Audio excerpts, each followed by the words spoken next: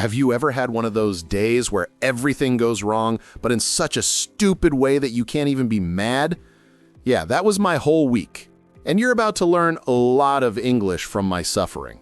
Oh, trust me, my week was even worse than yours. I doubt it, but we'll see. Before we jump in, quick thing. Hit like and subscribe to the Easy English Show. It really helps, and you won't miss our next crazy stories. Okay, now that the fun police is satisfied, let's start.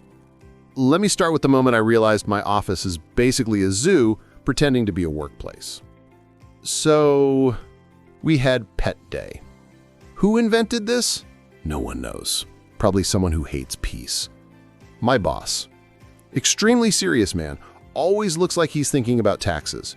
Walks in holding the tiniest white dog I've ever seen. This thing looked like a cotton ball with legs. Then Sarah, my quiet coworker, walks in with a cat the size of a suitcase. Bright orange. Huge. Its name? Garfield. Obviously. Of course, naturally. At first, everything is calm. And like an idiot, I think, wow, maybe this will be fine. It was not fine. Garfield sees the dog. The dog goes yip, yip, yip like it wants to fight. Even though the dog is basically a potato with a heartbeat. Garfield stares at it like, bro, you're kidding. Then, boom, chaos. Garfield launches himself onto my boss's desk, lands right on top of all his important papers. And because the universe clearly hates me, my boss's coffee spills everywhere, all over his 30-page report. And my boss just stands there and says, oh my. Not angry, not yelling, just spiritually defeated. Honestly, same. I'd give up too. But wait, it gets worse. My coworker, Tom, not me, the other Tom, brought a fish. A fish in a glass bowl, because apparently that's a normal thing.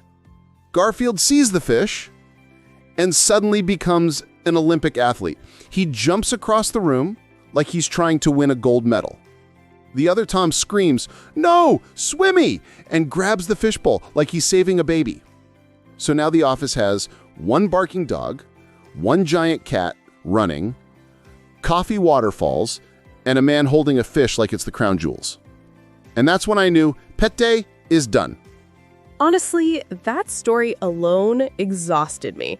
But my week was even more ridiculous than yours. Okay, picture this. I decided to be a grown-up. I joined a cooking class. Why? I don't know. Bad decisions happen. The teacher, Rosa, tells us, today we make fresh pasta. Very easy. Rosa lied. First, you mix the dough, then you roll it, and roll it, and roll it. After 5 minutes, my arms felt like noodles. Finally, Rosa tells me, okay, Nala, put the pasta in the boiling water.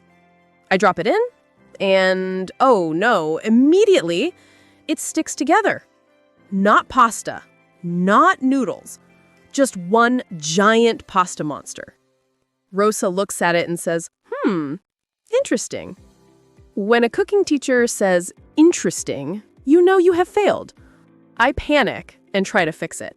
I take a big spoon and try to lift the pasta lump. It slips, flies out of the pot, and sticks right to the wall. No way, a pasta ball on the wall. Yes, a white, sticky, steaming pasta blob just hanging there like ugly art. The whole class stops. Everyone turns and stares. My face turns red like tomato sauce. Then Rosa starts laughing like she's losing her mind. She goes, well, that's a new method. Congratulations, you invented wall pasta. Exactly, Gordon Ramsay would cry.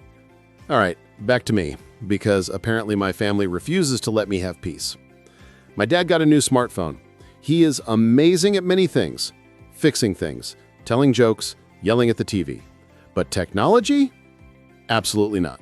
First, he tries to call me and somehow calls a pizza place. My phone rings, I pick up, and a man says, "Hello, sir, your large pepperoni is ready." Honestly, iconic. Later, Dad tries to take a picture of me, but he doesn't know how to flip the camera, so instead I get 20 pictures of his ear, a few of his nose, one extreme close-up of his forehead. A masterpiece gallery. Then he tries again and presses video. He records a full 5-minute video of his ear while complaining, "It's broken, Tom. I only see my ear." I saved that video. I'm playing it at Christmas. You absolutely should. Okay, my turn again. You ever see a car so small you think it escaped from a toy shop? My friend Maria bought one. A tiny, hot pink car. So pink it should come with sunglasses. She picks me up, and the car looks like a bubblegum egg on wheels. We stopped at a red light next to a giant truck. The truck driver looks like he wrestles crocodiles before breakfast. He looks down at us, laughs, and waves. Cute moment. Then Maria honks the horn. Not a normal honk, not a beep. The horn goes meep meep. Stop. No way. Yes, the smallest, saddest, funniest sound I've ever heard. Even the truck driver laughed. Your car sounds like it's apologizing. I told her the same thing, but she goes, "It's a happy car." Honestly, respect. All right, before we wrap up, here's a quick English tip. These stories teach you more than grammar books ever will. You learn real reactions like, "No way! Are you serious? Oh, come on." That did not just happen. You also learn real vocabulary. Spill, grab, jump, stuck, scream. Stuff people use every day. And most importantly, you learn how to tell stories. Real English is emotional, funny, messy, just like our actual lives. And trust me, we have many more stories. All right, that's our time for today. And honestly, I'm still laughing at everything that happened this week. Same. I can't believe how much chaos we went through. We had barking dogs, A giant orange cat destroying the office. flying pasta hitting walls, Your dad's ear selfies. and the meep meep pink car. If you had fun with us today, hit the like button. And subscribe to the Easy English Show so you never miss the next episode. Now it's your turn. Tell us a funny story in the comments. Something from your work, your family, your friends, anything. We read all of them, and honestly, they make our week. I'm Nala, I'm Tom. and we'll see you next time.